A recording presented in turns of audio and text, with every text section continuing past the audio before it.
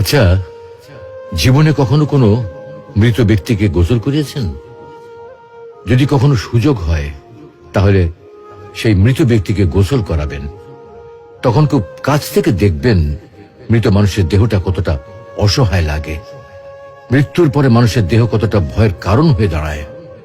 সুযোগ পেলে রাতে লাশটা পাহারা দেবেন, তখন বুঝতে পারবেন প্রিয় মানুষটার লাশ রাতের বেলায় আপনার কাছে কতটা অদ্ভুত লাগে, কতটা ভয়ের কারণ হয়ে ওঠে, কতটা আতঙ্কের কারণ হয়ে যায়।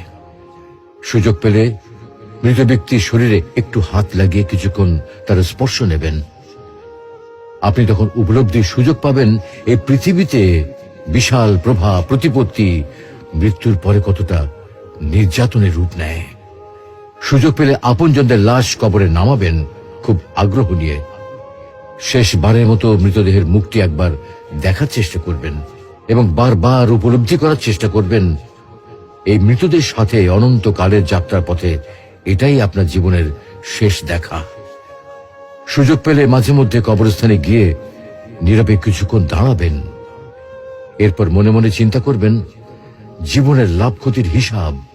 এই মৃত মানুষগুলো এই পৃথিবীতে কি করে গেছেন, কাদের রেখে গেছেন। যাদের রেখে গেছেন তারা কি কখনো এই মৃত মানুষগুলোকে স্মরণ করার জন্য কবরস্থানের আশেপাশে একটি বারের জনকে দেখতে আসে? আমাদের জীবনটা বড় অদ্ভুত, বৈচিত্র্যময়। আমরা এর জন্য ওর জন্য, ধন সম্পদের জন্য, ঐশ্বর্যের জন্য, বাড়ি গাড়ি টাকা পয়সার জন্য কত না মায়া দেখাই, আগ্রহ দেখাই, আরো চাই আরো চাই আমাদের। অথচ এই জীবনে আমরা মৃত্যুর কথা না ভেবে, পরকালের জবাবদিহির কথা না ভেবে কিভাবে আরো সম্পদ অর্জন করতে পারি সেই চিন্তায় বিভোর থাকি। হায় রে জীবন, এখনো সময় আছে, ফিরে আসুন মহান রবের দিকে।